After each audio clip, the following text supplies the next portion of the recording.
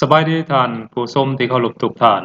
ใน 2-3 มื้อที่ผ่านมานั้นรัฐบาลสหรัฐอเมริกาได้ออกฮ้อนออกรนไปหาคู่ประเทศนั้นประเทศนี้ไปทั่วโดยเฉพาะไปคู่ประเทศไนจีเรียคู่อิรักและประเทศอื่นๆในตะวันออกกลางและแอฟริกาสหรัฐอเมริกาขู่ว่าจะยกกองทัพของตนนั้นเข้าไปปฏิบัติการในประเทศเหล่านั้นอาการออกฮ้อนออกรนและหวาดระแวงของสหรัฐอเมริกาแบบนี้นั้นส่วนหนึ่งก็เกิดมาจากการที่สหรัฐอเมริกานั้นกำลังสิ้นหวังกับความฝันที่จะเข้าไปยึดครองบ่อน้ำมันของเวเนซุเอลานั่นเองตอนนี้โฆษกกระทรวงการต่างประเทศของรัสเซีย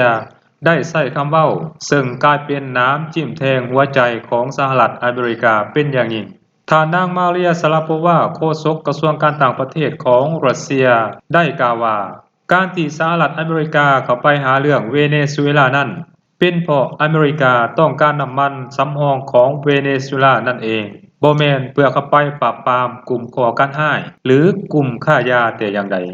ถ้าสหรัฐอเมริกาต้องการปราบปรามแก๊งค้ายาแท้สหรัฐอเมริกาควรไปปราบปรามอยู่ภายในบ้านของตนเองอยู่ประเทศเม็กซิโกและอยู่โคลัมเบียพุ่นเพราะแก๊งค้ายาเหล่านี้ได้ใช้ประเทศเม็กซิโกประเทศโคลัมเบียเป็นบ่อนซ่องสุมและลำเลียงยาเข้าไปยังประเทศสหรัฐอเมริกานั่นเองแต่สหรัฐอเมริกากลับบ่เฮ็ดหยังเหตุผลส่วนหนึ่งนั่นก็ย้อนว่าเม็กซิโกและโคลัมเบียบ่มีบ่อน้ำมันนั่นเองแต่เวเนซุเอลากลับมีบ่อน้ำมันสำรองเป็นอันดับหนึ่งของโลกเพราะฉะนั้นสหรัฐอเมริกาจึงเลือกเข้าไปที่จะเกาะพิษเถียงกับประเทศที่มีบ่อน้ำมันอย่างเวเนซุเอลาอิรักอิหร่านซีเรียลีเบียและประเทศอื่นๆในตะวันออกกลางแทนพร้อมกันนั้นท่านนางมาเรีย ซาราโปวาโฆษกกระทรวงการต่างประเทศของรัสเซียก็ยังได้เยาะเย้ยอเมริกาว่ารัสเซียนั้นจะบ่ปะปล่อยให้เวเนซุเอลาอยู่อย่างโดดเดี่ยวอย่างแน่นอนเพราะระหว่างรัสเซียกับเวเนซุเอลานั้นพวกเรามีพันธสัญญาหรือว่ามีการเซ็นสัญญาร่วมกันในหลายๆด้านในนั้นรวมมีความร่วมมือทางด้านความมั่นคงนำฉะนั้นจึงเฮ็ดให้สหรัฐอเมริกานั้นออกอาการแห้วขึ้นมาทันทีท่านผู้ชมเพราะรัสเซียออกโต้แห้งแบบนี้ต่อให้สหรัฐอเมริกาขนกองทัพมาหลายเท่าใดก็คงจะสู้รัสเซียบ่ไหวอย่างแน่นอนท่านผู้ชม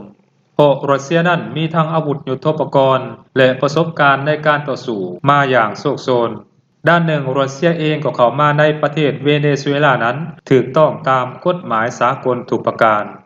แต่สหรัฐอเมริกานั้นเข้าไปในคงเขตนี้โดยเฉพาะการที่สหรัฐอเมริกาต้องการเข้าไปในประเทศเวเนซุเอลานั้นถือเป็นการกระทำที่ผิดกฎหมายสากลหรือกฎหมายระหว่างประเทศเป็นอย่างยิ่ง